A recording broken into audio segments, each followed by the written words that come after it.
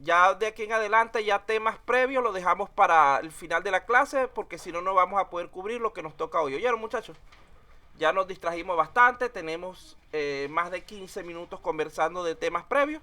Ya en este momento podemos ahora sí entrar a los temas del día.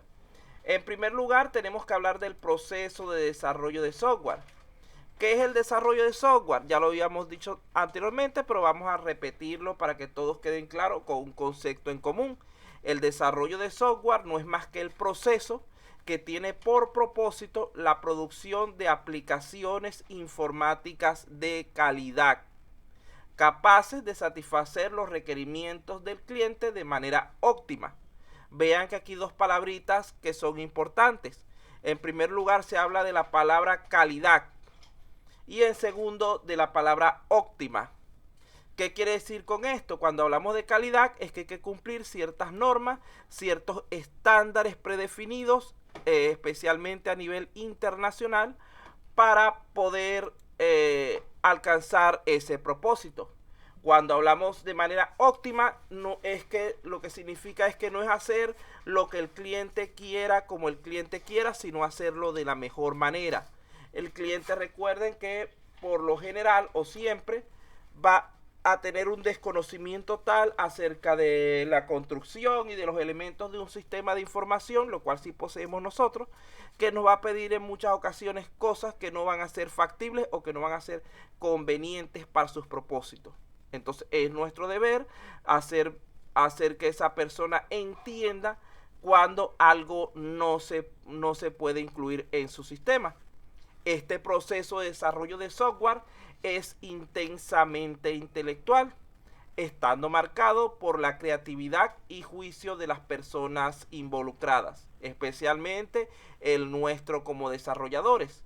Esto va a abrir las puertas al surgimiento de diversos problemas, que ya los hemos conversado en otros cursos probablemente, pero siempre me gusta repasar esos conceptos. Vamos a ver aquí, en primer problema.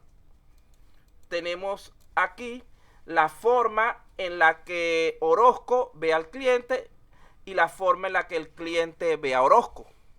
En este caso podemos decir que mientras que el cliente nos ve a nosotros como extraterrestres o bichos raros a los cuales no puede entender o no quiere entender porque ni siquiera quiere hacer el esfuerzo, nosotros tenemos la tendencia de ver a nuestros clientes como cavernícolas, dinosaurios o gorilas, seres sin la capacidad de comprender el más mínimo detalle del proceso que se está realizando.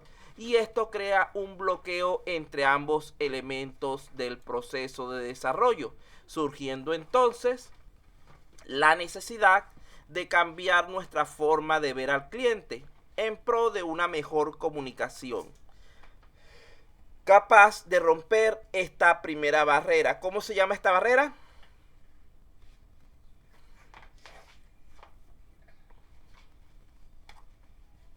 ¿Cómo podríamos llamar a esta primera barrera?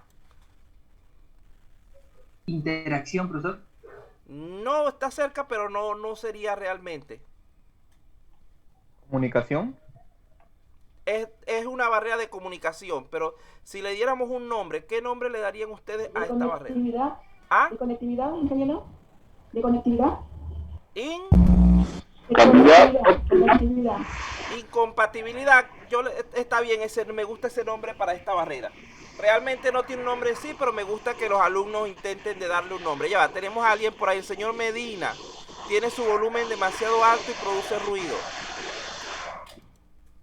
Debe bajarle un poco a lo que es la parte del micrófono, que produce bastante ruido cuando lo activa. Entonces, aquí tenemos la incompatibilidad entre el cliente y el desarrollador. Recuerde los nombres porque al final se los voy a preguntar. En segundo lugar, tenemos el problema relacionado con la forma tan diferente en que cada uno de los elementos participantes del proceso puede enfocar el problema. Esta se va a basar en las experiencias y conocimientos particulares de cada uno de ellos, siendo necesario entonces unificar criterios para alcanzar resultados óptimos, recordando que cada uno de nosotros es capaz de aportar elementos enriquecedores al proceso de desarrollo de software. Vean que allí tenemos 10 cuadros con 10 perspectivas diferentes de lo que sería el desarrollo de ese problema o la solución de ese problema. Tenemos perspectivas del cliente, del jefe del proyecto, del ingeniero de diseño, del planificador, del consultor, del documentador, del agente de producción, es decir, de los programadores, de la gente que vende el sistema, del equipo de soporte y lo que realmente se necesitaba. Entonces, este segundo problema sería ¿qué? ¿Cómo llamaríamos a este segundo problema? Si el primero era incompatibilidad entre el cliente y el desarrollador, y este, diferentes perspectivas, profesor. Exactamente, muy bien, lo felicito. Diferentes perspectivas respecto al mismo problema. Continuamos entonces con el siguiente problema. Imaginemos que aquí tenemos a un cliente y un desarrollador. Estos problemas se originan fundamentalmente debido a que no hablamos el mismo lenguaje. Mientras que el cliente piensa en forma natural, generalmente abstracta y basada en lo que puede ver, oír, sentir, es decir, en una visión del mundo basado en la información, el programador o desarrollador piensa en forma más compleja, teniendo una visión del mundo basada en datos y procesos, sin darse cuenta de que la suma de estos tres elementos, datos, procesos y salidas, es la que va a permitir la creación de soluciones exitosas. Entonces, ¿cómo llamaríamos a este tercer problema? Incompatibilidad de...